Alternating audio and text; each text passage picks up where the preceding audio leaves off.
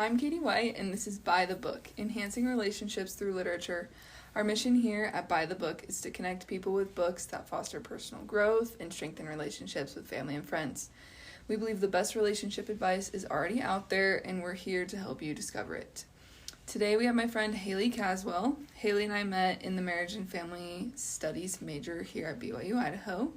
She wants to become a marriage and family therapist and recently got accepted into a master's program at the University of Southern Mississippi, which she will start this fall. She's a life coach, she loves yoga, and is currently working on her yoga teacher certification, which she will complete by July this year. Haylee and I went on the New York trip to the United Nations that I got to go on last semester, where we advocated for women, children, and the family with a group from BYU, Idaho. And we've just been friends throughout the past few semesters, and I just love her so much. So thank you so much for being here with me and being willing to be on the podcast. Of course. I love you so much, and I'm so happy to be here. Aw, I'm so excited to hear about your book today. It'll be good. Okay, so tell us which book you chose to talk to us about today and why. Yeah, the book I chose to talk about is called Yoga, The Spirit and Practice of Moving into Stillness by Eric Schiffman.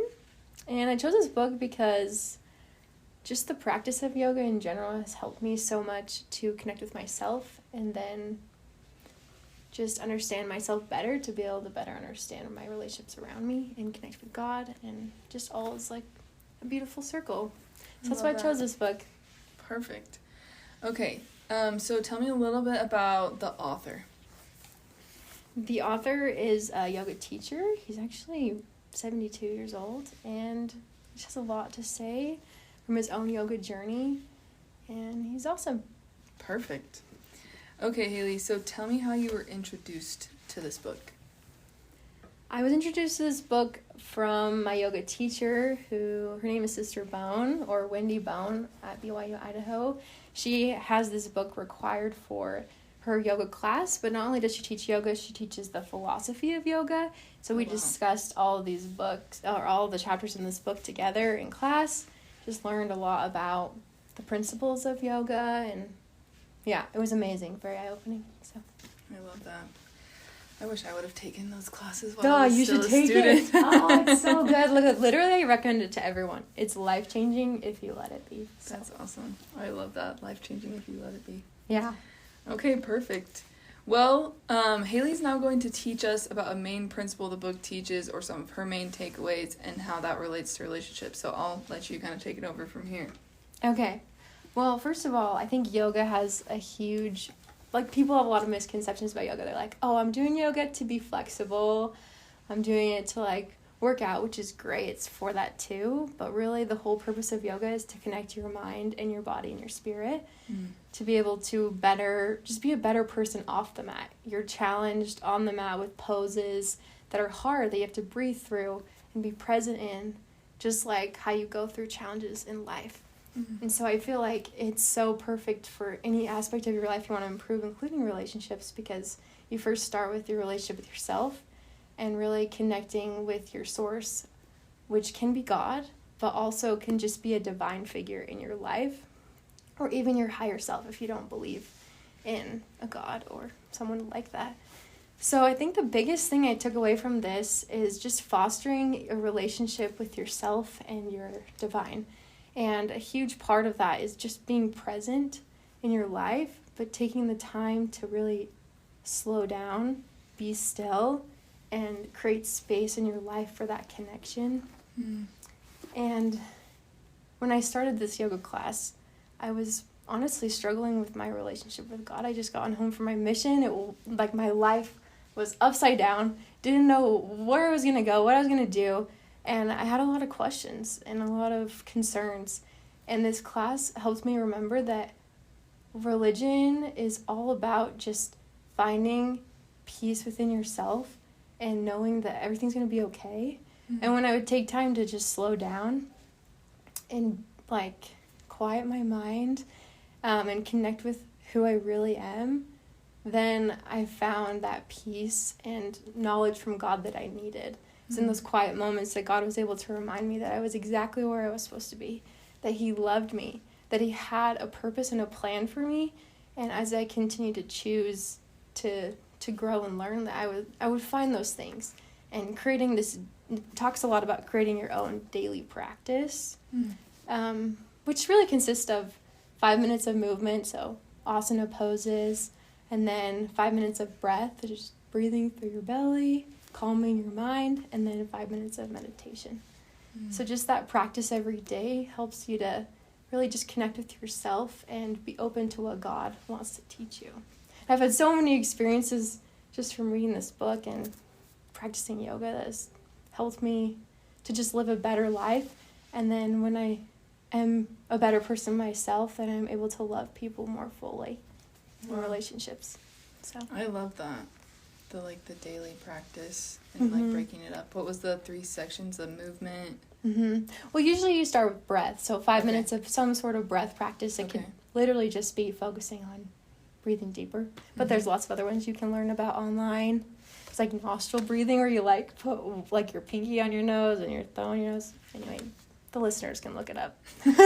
But 5 minutes of breath, 5 minutes of movement, 5 minutes of meditation. Okay. I love that. I need to start doing that. Just taking some time to just take some deep breaths.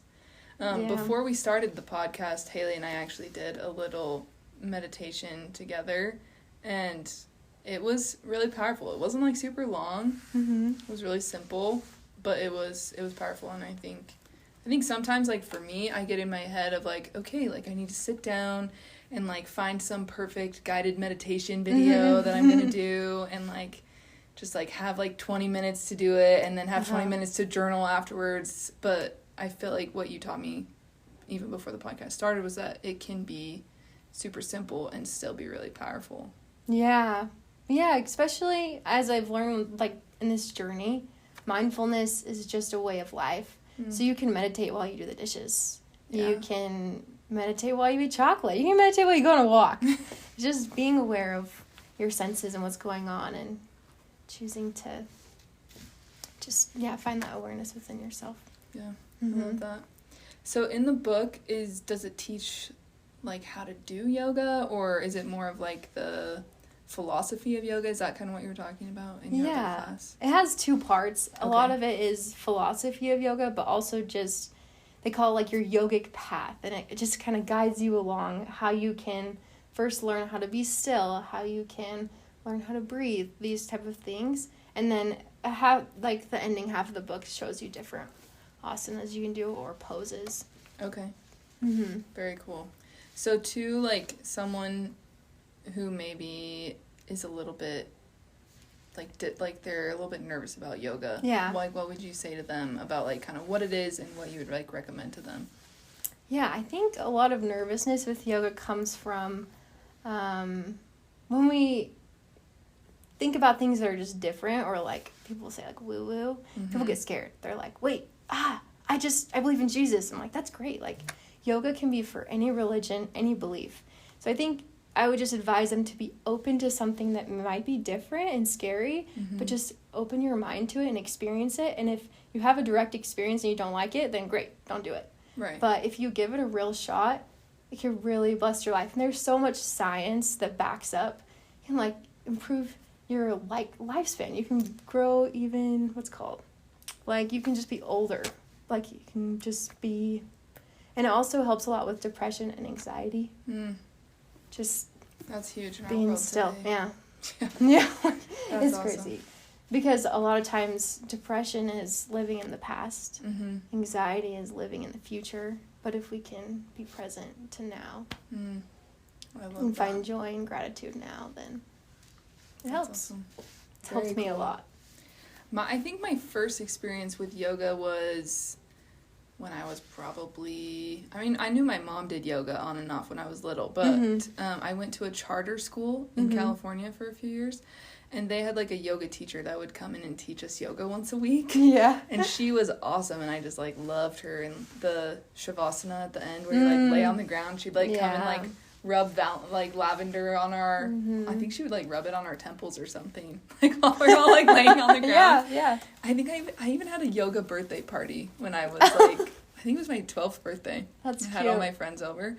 But when I came home from my mission, like, similar kind of story of just, like, I was just like, what is my purpose now? Like, for our listeners who are not members of the Church of Jesus Christ of Latter-day Saints, a mission is, for girls, it's 18 months. For guys, it's currently 2 years. I guess that could change, but that's how it is currently.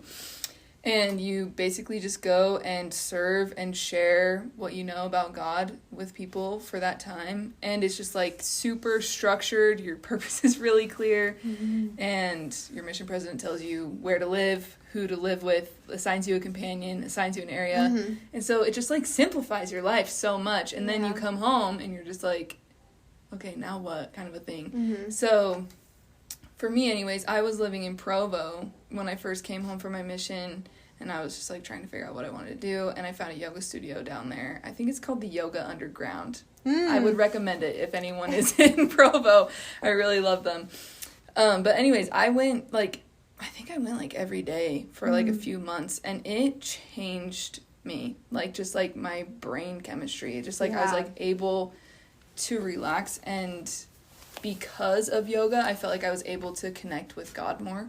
So for those of you who maybe are, like, a bit skeptical of yoga, maybe it's, like, too hippie for you or something, I would encourage you to do it as well. Like, it just really helped me learn to calm myself so that I could hear what God had to say to me, because it just was really hard for me at that point in my life. And I haven't done yoga recently, but, like, meditation is something I try to include in my life. I should start going to do yoga more. But anyways, yeah, that's just been kind of my experience. So I just want to, like, bear testimony, basically, of what you said, that I just love it so much. Yeah. And I'm just, like, jealous that I didn't put this in my school calendar while I was still in school. It's, like, so cool. I'm definitely going to have to read the book, though. It's never too late. Never too late. And just to plug, yoga, the reason why you do the poses is because our brains are, like, called, like, your monkey mind. They're crazy. They're going everywhere. And when you move, it naturally helps you to be able to relax. And so that's why you move before you meditate, because it helps your mind to better be at peace and be at peace. Wow. I love that. Yeah. That makes so much sense to me. Yeah. I mean, like, so I've been getting into CrossFit the past few months, and same kind of an idea. Like, I literally go to, like, medicate my mind. Like, I love, like, getting stronger and whatever, and, like, community and all that kind of thing. But, like, when I don't go for a few days for whatever reason, like, I just was on a vacation, so I didn't go for a few days, and I definitely noticed, like, I was, like, still being active, but just, like, moving purposefully every day is so good for my brain. So good. So, however you're deciding to move, to the audience, I encourage you to move every day, basically. Move. Move every day. Well, yeah, and yoga is also so amazing because it's something you can do every day, because you can tailor it to wherever you're feeling or what you need. Right. So. Yeah, I love that. Do you have any, like, I'm putting her on the spot right now, so maybe she doesn't have an answer, I don't know. But do you have any, like, videos or, like, people online that you like to watch? Yeah, I love Yoga with Adrienne. She's amazing. Adrienne. She's so cute. She'll, like, talk about her dog, and, like, she's just so down to earth and sweet, and she does a lot of really good things. Like, if you ever have neck or shoulder pain, look up neck and shoulder pain yoga with Adrienne. Okay. I've done that, like, 20 times in my life, because love that. It's just amazing. Okay, perfect. I'll include that in the show notes as well, so that'd be people can great. find it. Okay, perfect. So, what would you invite our audience to do? What's, like, an action item you'd invite them to do? I would invite them to meditate for 5 minutes a day and just see what happens. Just be open to how it might change your mind or your spiritual life. Perfect. So for the audience members who maybe have never meditated before, like, how would you kind of explain to them what that might look like? Just in, like, the most simple meditation kind of practice, like, what would you tell them to do? Well, you could start with a guided meditation. That kind of helps before you dive into a personal practice. But if you were to start a personal practice, I would just say find a place that's quiet, that you can be by yourself, close your eyes, and anchor yourself with your breath. And when your mind wanders, don't judge it. Just come back to your breath. Perfect. I love that. All right, Haylee, is there anything else you want to add before we wrap up today? Oh, there's so much. Like, I wish I could just, like, read the whole book to you, because you just gotta read it. Yes. Because there's so many takeaways in the book that just help you with your own spiritual life. And one of the things that I loved about this book that at first I was super skeptical of, it talks about how you should meditate and forget everything you know about yourself and just sit there and be open to whatever comes. Interesting. So for me, that was helpful because oftentimes we get labels in our world of like, oh, you're a good dancer. Oh, like, you're blunt. You know, all these things. Sometimes we get these things put on ourselves in the world. And when we meditate, we can let go of those things and recognize that at our core, we're really just goodness and love and light and from God. And we don't have to hold on to those things or beliefs that other people have about us or anything like that. And we can just be who we want to be and who we know we're supposed to become. I love that. It just, like, reminds me of just, like, the idea that all good things come from God. And I think that that's something that has kind of been growing on me and kind of, like, coming to my heart a lot of times through the past few years of just, like, being open to finding light and truth in other places. And I think, like, before, like, I started kind of considering this idea, I was like, well, just got to stick to the scriptures, like, whatever the prophets say, kind of an idea. But I think that it's so beautiful that God would give us light and truth in so many different, like, fonts, kind of an idea. Like, even just, like, going outside, like, yoga, maybe, like, CrossFit even, like, or reading different books, like, all different kinds of books. And I think that there is, like, light and truth everywhere. So I love that idea of, like, forget what you know about yourself and, like, observe what comes. Yeah, and let your divine creator remind you of who you really are. Yeah. It's cool because yoga is actually before it was made, like, before the asanas or the poses were made, there were written sutras, they call them, and they were all written down in what's called the Rig Vedas, and those were actually created even before Jesus Christ was on the earth. Wow. So God loves all of his children and reveals truth and goodness to them, like, throughout time. And so yoga is really based on principles that are so old, but because God wants us to connect with him and feel his love for us, they're available. That's beautiful. Well, Haylee, thank you so much for your time and your light and just being willing to share with us today. And to our audience, thank you for joining us today on By the Book. We hope that you've enjoyed your time. The link to the book on Amazon and Audible will be in the show notes. Let us know in the comments if you end up reading the book and your main takeaways. Next week's podcast will be released on Tuesday at 7 a.m. Mountain Standard Time. So please leave us a comment below of any other books you'd like to hear about in future episodes or guests you think I should have on. I also just created an Instagram account. It's very new. And it's in the works still, but if you want to follow us on Instagram, it's By the Book with Katie. That's the little username. For updates and for more info on our great books and our incredible guests. So thank you so much for being with us, and we'll see you next time.